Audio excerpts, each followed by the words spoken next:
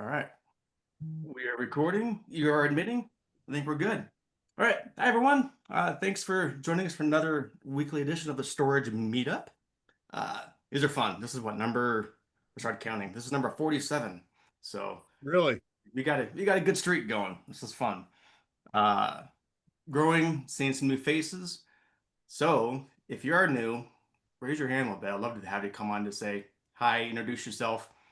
We won't do everybody. Don't worry about that because that takes forever. But if you're new, I would love to see if you're new. Raise your hand. We'll bring you up for a second here. For the meantime, it is kind of nice. You guys are already getting ahead of me. That's great. If you can rename yourself, it is nice to not just have your name, but rename your name dash your business, something else that kind of ties you with self-storage. Just helps everybody put a face to what you do. So if you can do that, that does help for sure. Jim, I'm new. So Go this is ahead. Bob. Yeah. This is my second time listening in. I'm new in the sense that I'm looking to become an owner at some point. And yeah, so I'm open to sponge right now. I'm in sponge mode and just trying to learn.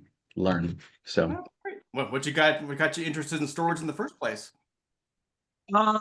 it would be a second career, and I think it's one that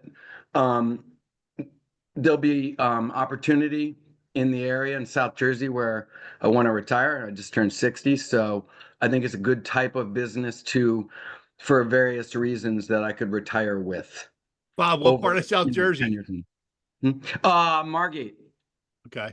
Yeah. I'm actually headed back to Philly tonight. I'm going to the game tonight. So. I'm the New Yorker who lives down there because I married a Philly. Yeah, I know it's terrible. All right, can we convert you over yet? No, it's not a chance in hell. Go ahead. Wait. New Yorker? Are you a Yankee New Yorker or a Mets New Yorker? I'm a Manhattan guy. I'm a Yankee, New York Giants season ticket holder. I'm sorry. And New York Rangers. Yeah. So anyway, That's thank you for letting me speak. Yeah, great, of course. Thanks for joining us. Anybody else new? Jump on in. I'm new as well. Been looking into this for the past couple of years and starting to look harder now into it. Good deal. Where are you at? I'm trying to find you here. Oh, there you are. Sean. Yeah. Hi, Sean. Where are you at? Well, I'm in West Virginia, Eastern Panhandle. Nice. Well, great. Well, thanks for joining us. Yeah. Who else we got new? I saw a couple other people raising their hand. I'm new. I'm Ethan Gallowitz. I'm the Chief Product Officer at TracksIQ, which is a self-storage data platform. And we've been working with Jim on a couple fronts. And so I wanted to start to learn more about what some of our users are saying and just kind of hear the conversation, learn more about storage. I definitely come from the software background, so I'm very interested to hear more and more about the storage side and what people are talking about. Yeah, that's great. Yeah, I sent your reports to 6 different owners this week, so that I run. So they love the like a 3-mile synopsis report I send to them. That's awesome. Super glad to hear that. Awesome. Cindy, I saw you raise your hand. You're on mute. Sorry. Take yourself off mute. There you go. Can you hear me now? Yep, you're good. All right. I'm a manager. I manage a store facility in Brenham, Texas. I've managed it for about 13 years. And like I heard it was Olivia, we're having trouble with our SEO and being recognized. We had a really bad incident with, I should warn everybody, with an IT guy who developed a website, but he kept all the rights to it. Oh. And so when we had a fallout with him, he is basically blackmailing us to buy our own site back. So we've been really, really, really struggling. I've heard that a few times, people holding the crap hostage. And it's yeah. just like, yep. Yeah, it's a live and learn kind of situation. That's terrible. And this goes for everybody here. I mean, yes, please put in, questions, anything you have going on, challenges, but flat out ask. I need help with whatever. Put it in chat. Please, that's what we're here for. There's people here that will, they'll reach out, help you many, many times for free just to see what's going on, help you out, and then get you a game plan. So That goes for anybody here. Whatever you got going on, cool. Let us know. Couple more minutes. Anybody else that's new? Jump on in. Yeah, Hi. a couple more I'm hands up Lacey. there, Jim. Oh, you go ahead. I'm Lacey Walters. I'm with the Storage Manager. We're a third-party management company. I am the marketing manager. So just trying to learn some more things. Nice. More marketing people, the better, because that's the common theme with this. Honestly, it's marketing, marketing, I would love for one to get a hold of or get a meeting with somebody to go over some underwriting. And I got a couple tools I've been using. There's one site I'm looking at underwriting right now, and I'm getting a negative 500% for cash on cash. So I think my math is wrong on that one. Jim, is All Matt right. Van Horn on here? I didn't see Yeah. Matt on here yet, but Matt would be a great one to talk to on that. He's there. Jump on in, Matt. I'm right here. Sean, if you need some help, I can send you over some information. I'll be happy to talk to you about it. I would love to talk to you about it. Sean, Matt's probably forgotten more about underwriting than the rest of us know, so he's a good guy. All right, Matt, you're up. Sure. Well, I guess, yeah, I guess you and I've done a lot of things, but then I haven't been in one of these yet lately. I know. I've been been a while. for a year to join us, and it only took a year, so thank you. You're here. It's been a year. No, my name is Matt Van Horn. I have a company called Swan Storage Advisors, specializing in feasibility studies, underwriting for self-storage. So anybody who needs any help with that, or you're interested in kind of how to focus on this, because there is some nuance and ways that we do things that you've got to run the numbers on. So be happy to reach out to me, and I'll, again, be happy to help anybody who needs it. And I right want to now, say I'm just sending you my phone number right now, yep, if that's all right. Sure. Yeah, do everything in chat. That's fine, and you'll get in line. So many numbers without even knowing what you're going through. It's just hard to make numbers pencil out right now. Yeah, it really is. Side after side. So yeah, Matt's a guy to go to for that. Robert, saw your hand up. Go ahead. Yeah. Hi, I'm Robert Gebbe. I'm with Spiff Contracting. We are a facilities maintenance company, specifically for the storage industry. So we do a lot of construction, painting primarily, rebranding. So we are a general contractor for most of the major REITs, and we've been out there, and we're Nice. just kicking off kind of our SEO program too on our websites, and trying to get a little bit more exposure to the smaller companies. So Perfect. Well, definitely some people on here that can give you an audit to make sure you're doing things the right way. So right. great job. Well, thanks for joining us. Andrew, put your hand up. Go ahead. Yeah, my name's Andrew DeWick. I used to be CFO of a self-storage company. We had about 3 million rentable square feet. Took a sabbatical, tried to get back in the industry. Stumbled across this meetup a couple of weeks ago, and just trying to get up to speed with the latest and the greatest. And between the entertainment and the good information, I was bummed I couldn't make it last week. So you guys do a great job. You two co-hosts, everyone I assume does, but you two co-hosts, if nothing else, I get a smile out of it, but it's been very informative. So that's my shtick. Well, that's good. That's kind of the goal. I mean, we're here, we keep it loose, keep it fluid, the kind of thing, but as long as you get something out of it, something out of each time, then cool. Yeah. That's a win. And Yeah. last week was unique. I'd love to kind of get some feedback too. You want to put it in chat or jump on in. It was the first time we did these virtual roundtables, and we had I think we tapped off like 100 people. And when I was looking, we ended up having we had 4 tables going, breakout rooms, and each one had, it was a good mix of, 25 here, 20 here, 18 there. So for that alone, I was happy with it. I'd love to hear if anybody wants to jump in, good positive feedback on that. It was Real quick, Jim. One thing I'd be interested in as a topic at some point that's new since I left is this whole small bay industrial property trend. And that would be something I'd really like to learn more about. I'm seeing bits and pieces of it, and it looks promising, but as for a future topic, that would be my suggestion. And No, that's thanks. great. And that's something I'm trying to learn myself as well, because I've been obviously storage forever. But what I've been seeing is more people are going into that small bay industrial because it's hard to get their toehold in storage sometimes. And so I've been seeing more and more people going into that industry. So It seems fairly closely related that Yeah. the skill set transfer and everything shouldn't be that difficult. So anyways.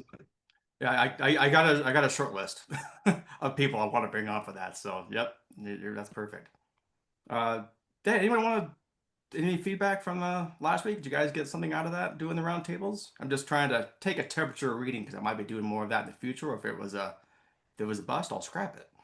Jim, I think from going back to what we did a couple of years ago with the longer session and being able to bounce back and forth. I was in one group and I was thinking about changing to another table, but the conversation was so good I didn't want to leave. And then before I knew it, it was up, and I would have loved to get perspective from the other one. So maybe one time maybe we do a 2-hour thing when we break up into like 15 minutes and make everybody switch again, sort of like the roundtables at the conferences where you have the ability to have, not want to say a hard stop, but be able to switch and go to another one and have people move around and get different perspectives.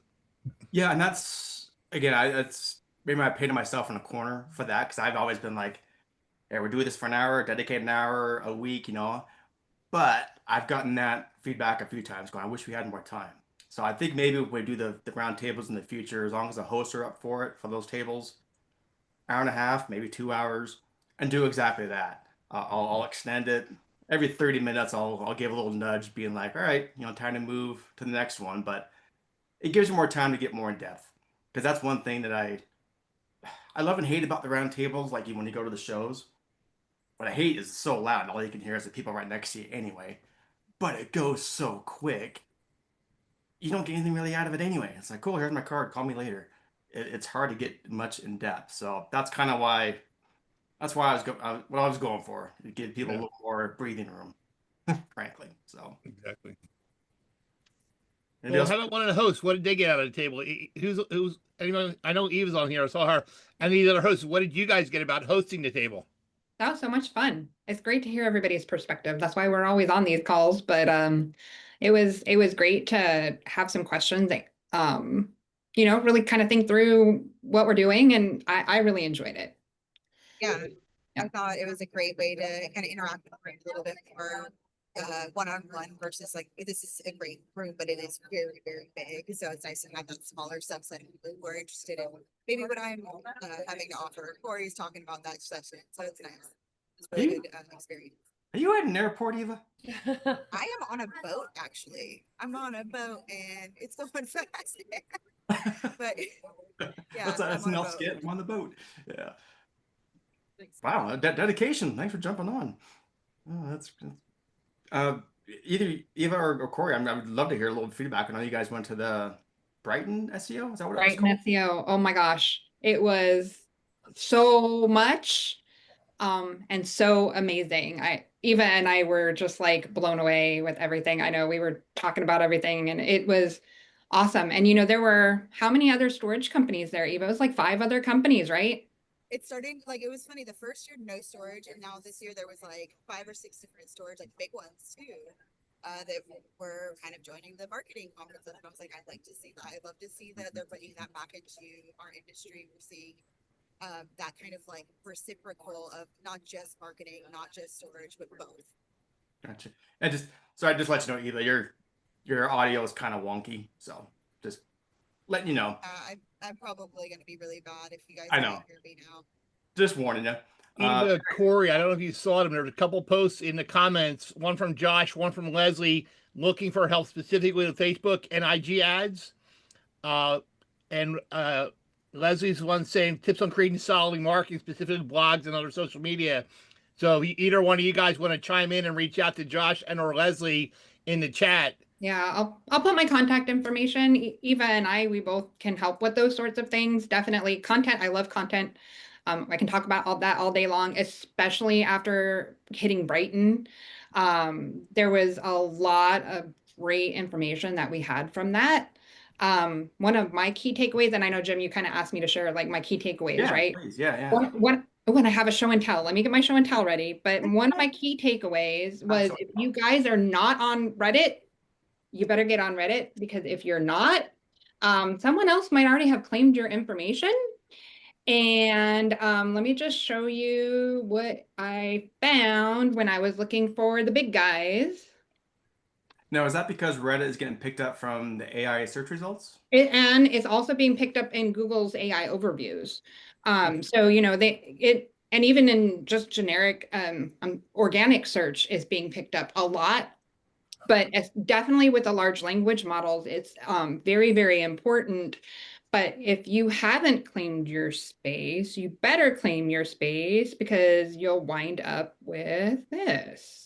And I'm terrible. I don't do anything on Reddit. That claim your space basically mean like claiming your Claim your space, because otherwise you're going to wind up with problems because somebody did extra space. And if you read this section about this facility, it's somebody totally bagging on extra space. Oh, shit. You can see violates consumer rights and even US constitutional rights by raising the rent on its customers.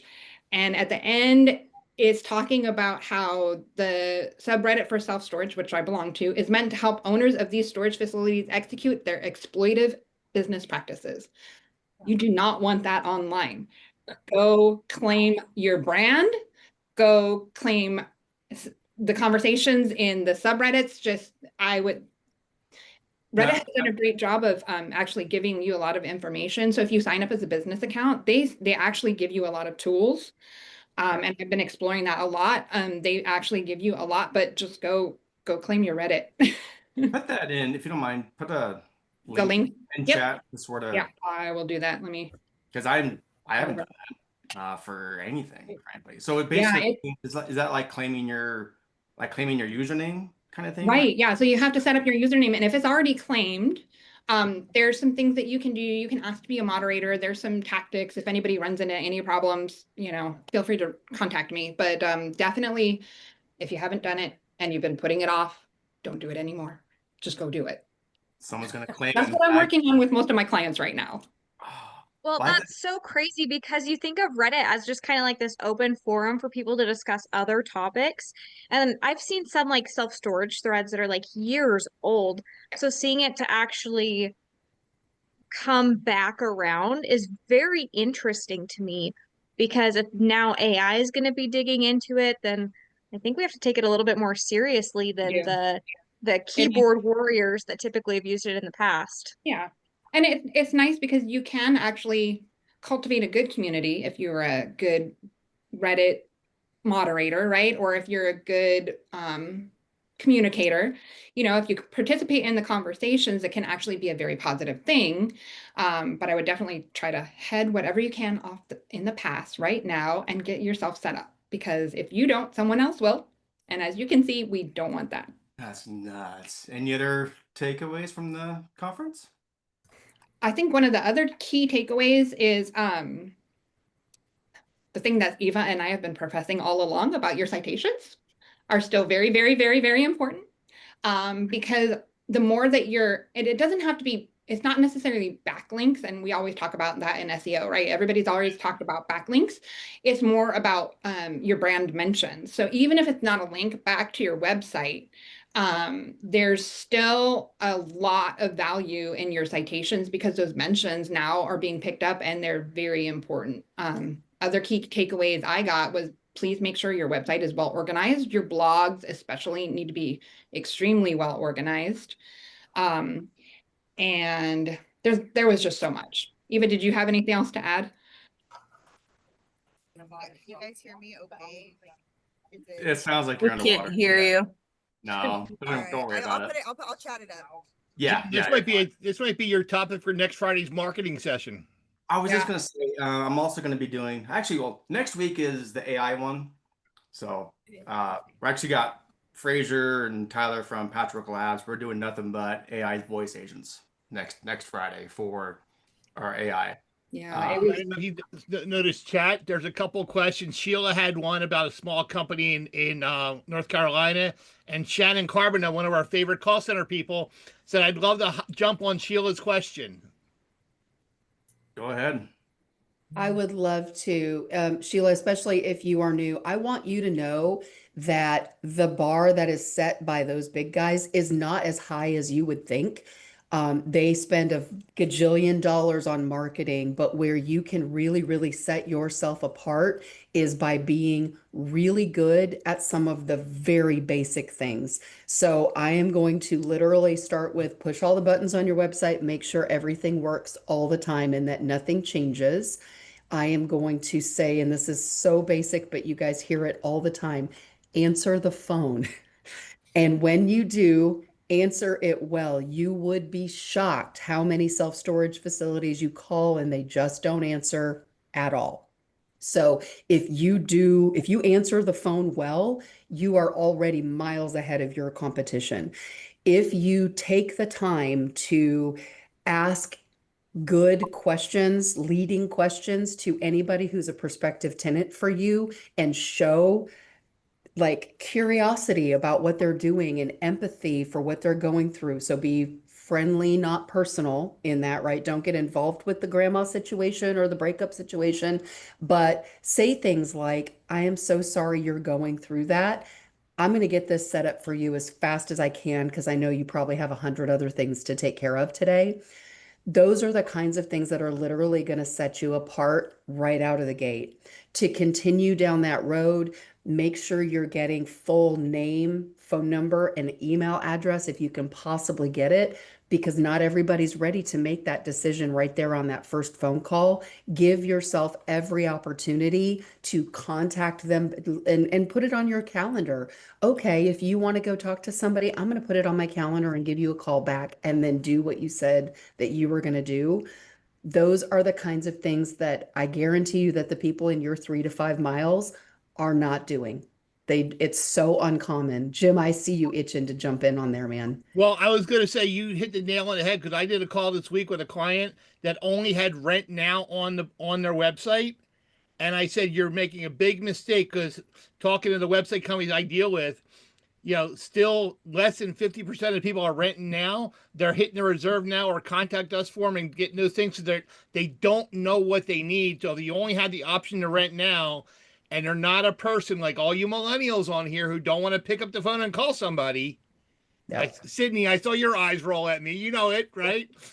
Dude, you don't have to be a millennial not to want to talk to people. Anyone, anytime. But if they call me first, it is easier. But you're missing out. But that's Shannon. That's a great point. Just yeah, and I want to encourage you for real. That bar is not as high as you think it is. Your potential customers are getting such poor service everywhere else that if you do what I would personally, as someone who's been doing customer support since the 1900s, think is the bare minimum, if you do just that, you are going to look like a rock star. I absolutely promise you. And it starts with, listen, you're having a conversation with someone, be pleasant, right? Don't be annoyed that the phone rang. Take care of them, care about them, say what you're going to do, and then do what you said you were going to do. And you will be 90% of the way down the road in a way that I guarantee you that the big guys around you who are beating up their managers they're not providing that service to their customers, and you are absolutely going to be able to capitalize on that. And if you have any questions, if you just want some tips on that, tips and tricks, offline, send me a note offline. I am passionate about having the people who use our industry be cared for so that when people think of self-storage, they think of it as a good thing and not a beating, right? And so whatever we can do to help you with that. And I'm happy to have a conversation offline too. Well, and I've talked with a lot of smaller facility owners, smaller portfolio owners, single owner operators, that's where they're seeing that they can jump in and make the biggest difference. If you think about everything at SSA, everything that you hear from, some of the big people in our industry that are providing information, a lot of it, if you take that and you boil it down to what your facility needs and what your market needs, you have an ability to hit these people differently than anyone else. Yeah. And so it's really just dialing that in for your facility specifically. Yeah. And Sheila, here's a couple of other little tidbits. The big guys around you will never be supporting the local Little League. You'll never see their name on a board at the local Little League. They will not be at local Chamber of Commerce meetings. They will not be at apartment complexes in the area handing out business cards and saying, hey, if you have people moving in who look like they're going to need storage or have asked you about storage, please, if you give them this card, it'll get them 10% off, or whatever it is that you do. Those are all what I call kind of grassroots or guerrilla marketing types of things that cost you almost nothing. Like, it's so cheap.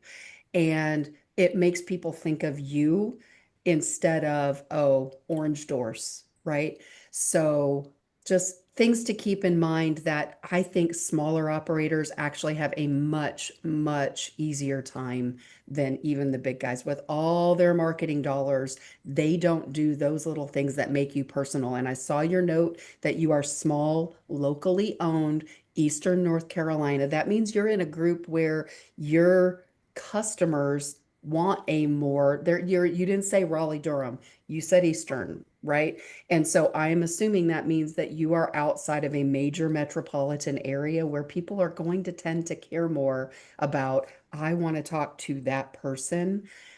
So just use what you have, and I promise you it's going to be okay. Perfect. I see Maria's got her hand up there, Jim. She had it up for a while there. So Yeah. Maria, you had a question? Yeah, thanks. I ended up typing it up. It was for Corey. I just wanted to know how she came to find out about the Reddit situation going on there. Oh, I was just at a large conference called BrightonSEO here in San Diego. It's a really big conference for people that are doing SEO and pay-per-click. And it's very, very enlightening. I got so much out of the sessions, but that's something that's been talked about for quite some time. Reddit's been indexed by Google for a while. But with the large language models really pulling that all in, that's where it's like, if you've been waiting, don't wait any longer, because the large language models are really leaning into that content. And that just goes to the fact of, we don't necessarily always have to stick in our little self-storage bubble, frankly. Go to other industries, other conferences, go to other blogs, learn from other industries, and bring it back to storage, because I can rag on the industry since we've been on it for so long. We're always behind the times. We're always behind everybody else when it comes to, especially technology kind of stuff. So learn from other people, and like going to these kind of conferences, that's a perfect example. You're learning from these things that are maybe a little bit ahead, and bringing it back to our industry so we can keep kicking ourselves in the butt and keep keep getting better. I saw you mentioned something, Corey. I was just reading through the comments about the Facebook reviews are getting higher. Yeah. So in the large language models, we're finding that Google reviews are not as prevalent when the large language models are serving up the information. So there was just a study released that's showing that Facebook is #1, Yelp is #2 when you're talking about AI overviews and large language models. So if you're asking, like, where is the best self-storage near me, and you're using ChatGPT, or even in Google, the results are not necessarily Google business pages. So if you haven't diversified, it's time to diversify. Mm-hmm. Corey, is that the same thing that I've been hearing, the zero-click model for lookups? Instead of actually doing a search and clicking on something, we're waiting for that large language model from chat to tell you, here are the top 10 that are around you, and to kind of classify all that for you? Right. So basically, they're not clicking on your website, right? We have to get rid of that assumption that, people are looking at the 10 blue links back in the day, right? So it used to be you would show up an organic search, people would click on the information, ask the question. I'm gonna say, hold on a second. I'm gonna mute all. Unmute yourself. Someone has some background noise. Okay, that was fun.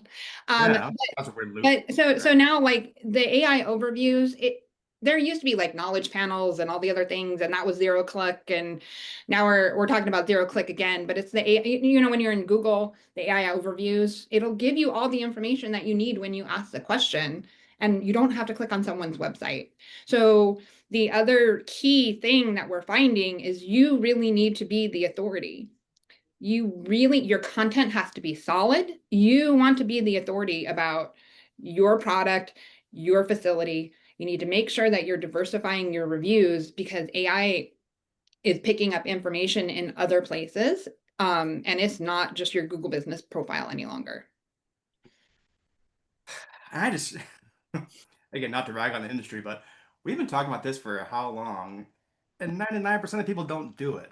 No. It's going to get harder, It's frankly. only going to get harder, right? And so Yeah. I've had so many clients that'll come to me and it's like, hey, well, I've done all these things on Google, and I'm like, well, we need to diversify. It's time. Like if you haven't been if you put all your eggs in one basket, and we should know this because time and time again, Google changes something in the algorithm, and if all your eggs are in one basket, then all of a sudden you're not found. So just, keep diversifying, make sure that you're producing content for humans. Don't try to game the system. Just make sure that you're really answering your customers' questions. Leverage those large language models. Start asking them about storage. Start asking them about you. Start having those conversations so you know the content that you need to produce. And we will be doing twofold things, guys. I put it in chat as well. First off, if you're interested in doing basically a hot seat, if you want to have your facility come on what we're doing right now, we're going to record it, we're going to do it live. We'll be nice, but we're going to be realistic and really auditing your marketing footprint and then give you a plan of what needs to be done.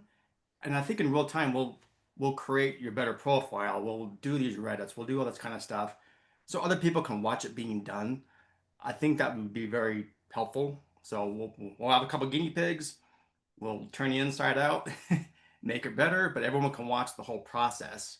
I'll record it. We'll make a workshop out of it, kind of a thing. If you're interested, I put in chat, just email me, jim@3milestorage.com. Just put in there, marketing hot seat. And I'm putting that together because this stuff is, you're going to have to keep up on it for sure. It's always going to change. I think this will be a kind of a recurring thing. Maybe we'll do it maybe once a quarter and we'll do like these marketing workshops. So it won't just be an hour. It's going to be probably at least a 3 or 4 hour event. So you're interested? Cool. Let me know. I going through some chats. I don't want to miss this. Olivia, are you still on here? You had something about being blacklisted, military? Yeah, so I was going through, not even on purpose, but like something popped up on my Google and it showed me a list of places that Fort Campbell is currently blacklisted from. And like I was kind of looking through it, like as a ha-ha, because I saw that a bunch of spas are blacklisted. And then I started to notice that there's a bunch of like Storage Units of America, I think is what they're called. Like several of their facilities and some other facilities are blacklisted. And I was like, what could have happened or been done for them to be blacklisted from the military? So I was wondering if you had an answer. They're making people sign the SCRA waivers to get the military discount. Probably. Mm-hmm. I was going to assume that the spa workers moved to the self-storage unit, but that's probably better, Oh, we've Corey. seen I like that your too. answer. Wait, what do you mean they're making them sign the waiver? I mean, I have a military addendum that I make everyone sign, but I don't necessarily tell them about the SCRA laws because I don't want them to know that I can't auction their stuff off because, when they get deployed and stuff, like they get slimy about it. But like, obviously I still follow the law. I just don't necessarily tell them. Does that make sense? Well, it's in the paperwork that they don't really do it. Yeah, there's actually very specific criteria about the SCR waiver. It's very, very important to follow the letter of the law if you're making them waive their SCRA rights. Corey, I think she's talking more about the addendum like we do for our military addendum. We're going to capture, where they're at, what base they're at, the commander, stuff like that. So I agree with you completely. The SCRA waiver is something that I don't think anybody should use because you're just trying to skirt the law. And if they're finding out you're doing that, that's going to blacklist you. But I would get you blacklisted every time. I would never. I mean, we took over a property in Kansas, literally right next to Fort Riley base, and we had units that we took over. They were months and months and months past due. We let them go. We were digging and looking for people, calling the commanders, calling bases. we would not sell any of them, and the receivables went through the roof on those two people. We finally did get a hold of them. We actually got a hold of the base commander for the one. And let me tell you, that commander was not happy that that soldier did what they did. Yeah. So there's That's it. ramifications on that end too.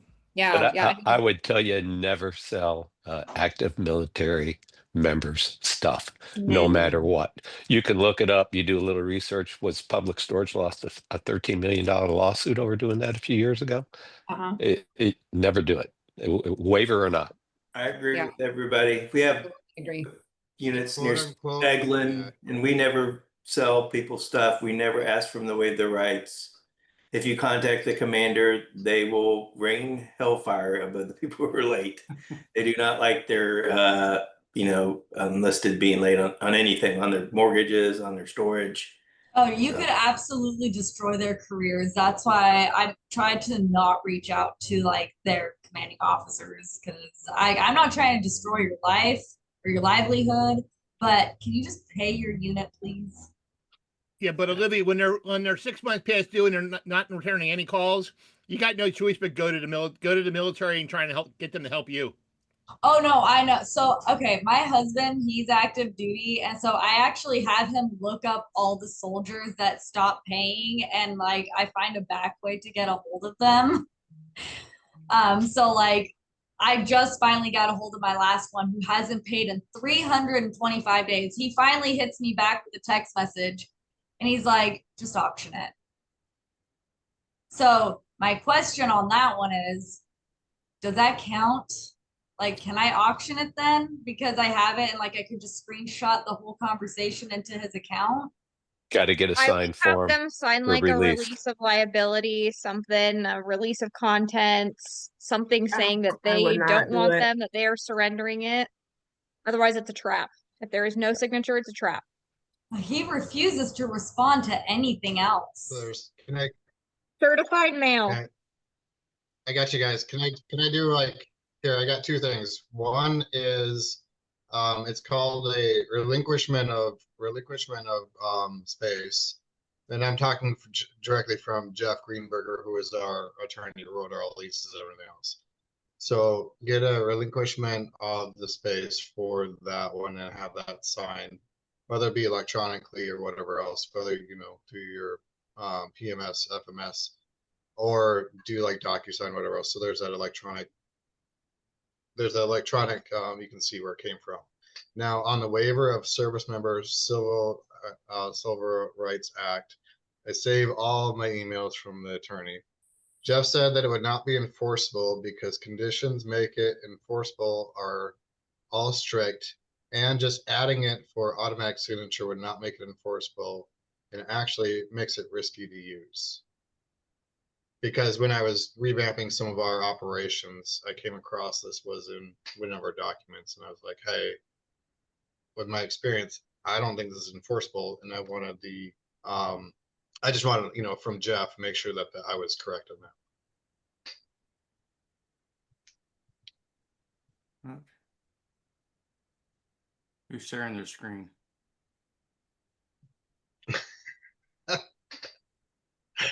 I think it said Andy. Is there an Andy? From an insurance standpoint, I do have something to share. Is that I did have a facility owner that went through the same thing that Olivia was saying, and it was a trap because it was the wife of the soldier, and they were going through a divorce, and they ended up selling the unit, and they had a lawsuit, and the judgment was over $600,000 because I had a lot of stuff on there. So luckily they had sales and disposal liability for $1 million in coverage, and the facility owner didn't have to pay anything, but it really does happen. So just be careful about that. Noted. All right. Now I'm like in a total panic. Well, I haven't done anything yet, but I mean, okay. Now I know what to do. Cool. Thank you. All right. Shannon, tell your funny story while I'm trying to figure out who's sharing their screen here. Okay, so I was in they call it a shed talk. It's basically like a roundtable, like you were just talking about. It's 20 to 30 minutes a piece with one of the guys from Janus, and they were not talking about Janus at all. They were talking about websites, and I was like, I thought that was awesome. But he showed up on this main screen, this specific website, and it had units Hold on one second, listed. Shannon, 1 second. Yeah. Hey, whoever's sharing their screen, knock it off. We're seeing your Cute kid. Yeah, who's got the kid? It's Anthony. Anthony. Anthony's busted. Anthony's busted. All right. Well, thank goodness it was only your kid, buddy. There you go. No, Anyway, here's no, whoa. I took it over so that I could share something quick and then get it off. Yeah, I did it real quick so I could get it off.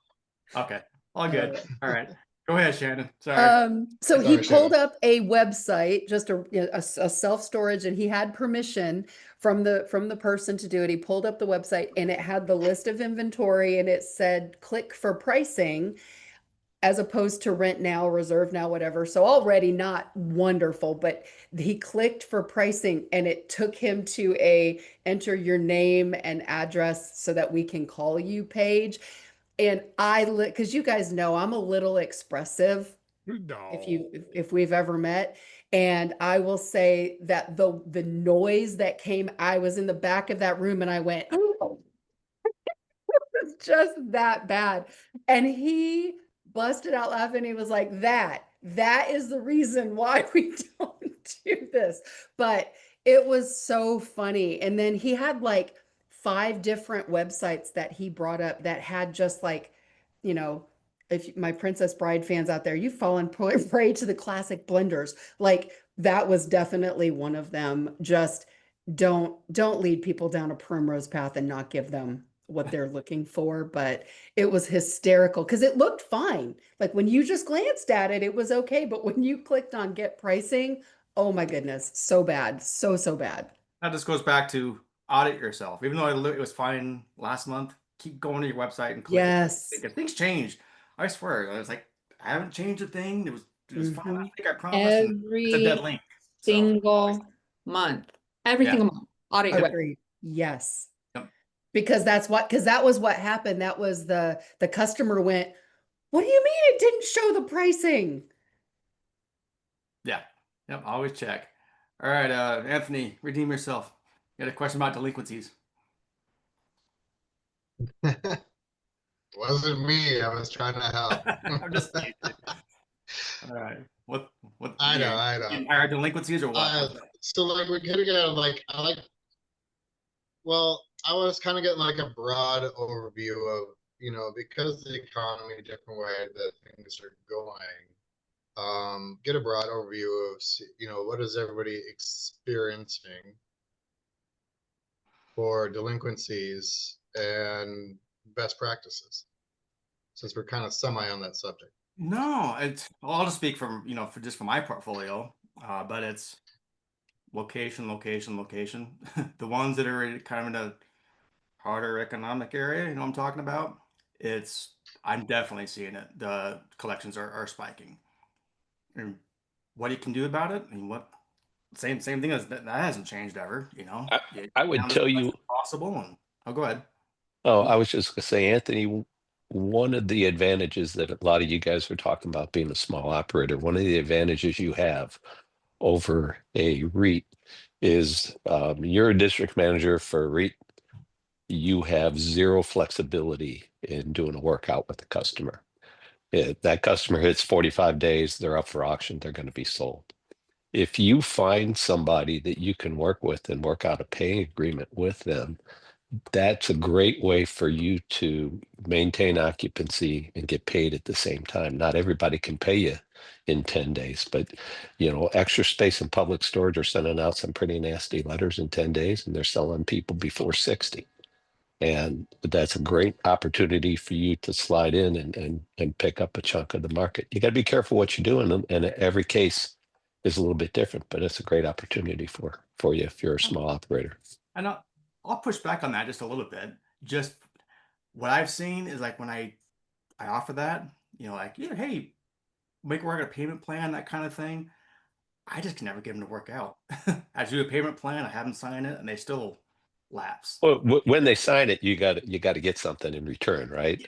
So if they pay you half or they pay you 25%, look, I can look at a storage unit and I can tell you how much it's going to sell at auction, right? So if it's going to sell for $100 at auction and I can get $100 out of the person, I'd rather take their $100 and have them get out and eliminate any risk than I would letting the thing go through auction and paying 20% to whatever auction house you're using. There's just a lot of things you can do. I think the I think biggest thing, there's Randy, also is a fine line between remembering like this is a business too, and also keeping the personal touch and keeping the idea that you can help them, right? Like obviously if you're seeing these people and you're interacting and it's like they've never had a problem before, then I think that there's maneuverability, but you also have to keep the other side in mind. And for an industry, like we're very lucky that we don't have a ton of regulation yet, but if we're not cautious, then we're going to face that very quickly. Yeah, Randy, I was going to just comment. I mean, having a plan in place, like I know in our world, we're going to invoice you ahead of time. We're going to send a friendly reminder that they've happened. So we're going to put the onus back on the person. And one thing we've done in the past, and some people love it, some people don't. When we go through that whole auction process, we always say, you know what, hey, Randy, we've gone through the auction, blah, blah. Our last step after the auction is to send you to a national collection agency, which we don't want to do, right? But we do use one because it's part of our comments, it's part of what we do. So I'm not going to tell you I'm going to do something and I don't do it. And it's funny because I'll get phone calls always around the holiday time from people who are now at the collection bureau. And they say, well, I didn't think you were really going to do it. Well, if I said I was going to do it, I'm going to do it. But I mean, I see Gene Clemens was on here or is in on here. When we have SiteLinks in our PMS, we use a lot of texting out of SiteLink, to contact people. I know, Sydney, I said it earlier, the millennial people don't want to talk to people, but they do respond to text messages. We actually set up, and we have 30 stores. We actually set up, one of our employees had a separate email, Freedom Collection Department. And then it was a different voice and a different phone number calling them about a bill at a store. So if you have sister stores, swap lists once in a while. Let somebody else make that call for you. If it's a different voice, a different number, different email address, it does make out. And I know he's not on here, but we use late to lien for our auction process. And when we signed up with Andy and Jeff, we had more results, people paying their bills faster once they got that certified letter, because it says it's coming from a lawyer's office, not necessarily the facility. There are things you can do in your collection process, but as Shannon said earlier, answer the phone. When people are past due, make calls. I just ran into a client that took over stores and people were on auto pay, it didn't transfer over. They're now in their second and third month because the company's not calling the past due people. They just assume they know their bill didn't go through. Who on here that has auto pay realizes when a credit card payment doesn't go through? Nobody. You'll know when they don't go through and the company calls you and says, hey, your payment didn't happen. But I mean, Corey used to shake her head. Yes, Corey, if you had something on auto pay, would you necessarily know if it didn't go through or not? No. And we find that all the time, right? So monitor that really closely. Expiration date change, you got a new credit card. I mean, those are all those things. And yeah, you don't catch it. Part of our automations is so we enact late fees on day 7 across our portfolio. And part of our automations is on day 5, there's an automatic text message sent out. And in the body of that text message and the email says, if you are getting this notification, it means that your auto pay was not able to be processed. Yep. That's perfect. Yeah. And we have so one, it gets their attention. We send out an auto pay failure, and the auto pay fails right then, it goes out. Yep. Yeah, and Jim, I'm hearing that there is a way for people to even run the day before auto pays run a list of the expiration dates for credit cards so that they can pre-identify anybody who's not going to go through tomorrow because the expiration date has passed. Well, if you have SiteLink as your PMS, we created CRM events that we have your credit card's going to expire 30-day notice. And then we had the day it expires, we send you another notice. And it says right now, hey, it's not going to go through. It won't work. Click on this link, update your auto pay online. So we're trying everything we can to reach you. So when a customer calls me and says, hey, I forgot I had a bill, we can look at customers. Look, you got an email invoice. You got the friendly reminder the day the credit cards went out. You got this, you got this, you got this. We did everything we had to, which we didn't have to try to help you avoid that late fee. I can't help you if you won't help yourself. So how Put that how at the bottom often? of your Like letter. my question to one is this: how often then? How often are we? Like, is everybody trying to contact like once a week or Every 3 messages? days. Or kind of give like an example for this. In my I role, send Anthony, is something in every my 3 role, it's days. 2 to 3 days. Every 2 to 3 days.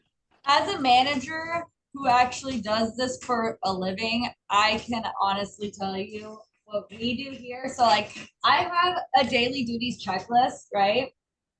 And on here, I specifically have it written. So whether it's me or someone else working in the office, we have to call past dues at least 3 times a week. That includes emailing and texting, but like we email every single day.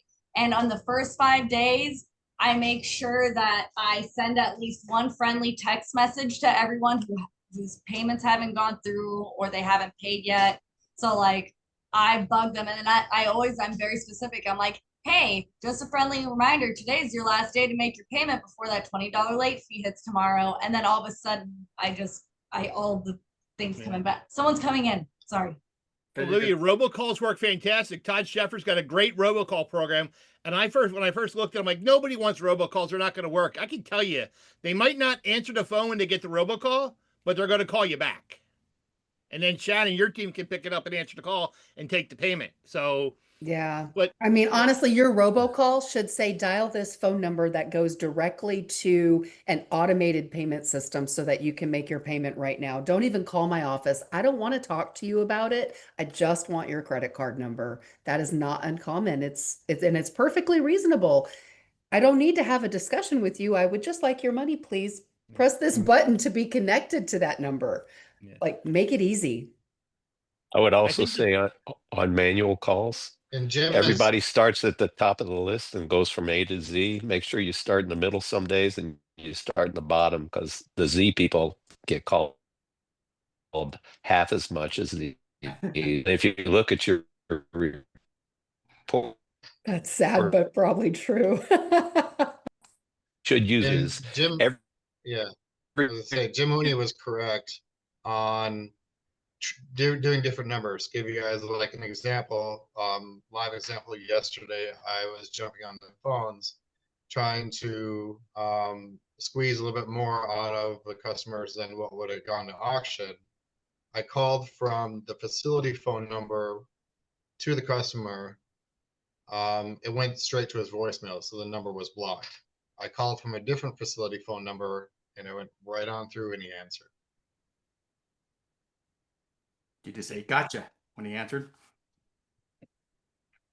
No, I was actually kind to him. He's been a customer for 5 years, just going through some hard time. And yeah, the end result is, I said, the end result is come give us $100 and come get your personal stuff and sign the rest of it over. And he's like, okay, that's a perfect got it. example of just freaking communicate with us. If they just had a simple conversation, we'll bend it backwards. We'll figure it out. We'll have a win-win situation for people. Just talk to us. So that's a perfect example. Just so you know, we got 5 minutes left, guys. Won't have time to get into this, but I did want to. I was looking in chat for Josh M. You had a question about Facebook ads and Instagram ads. So your marketer's in here, has his email in there. Go and email him. If you figure out Facebook and Instagram ads, cool. Let me know.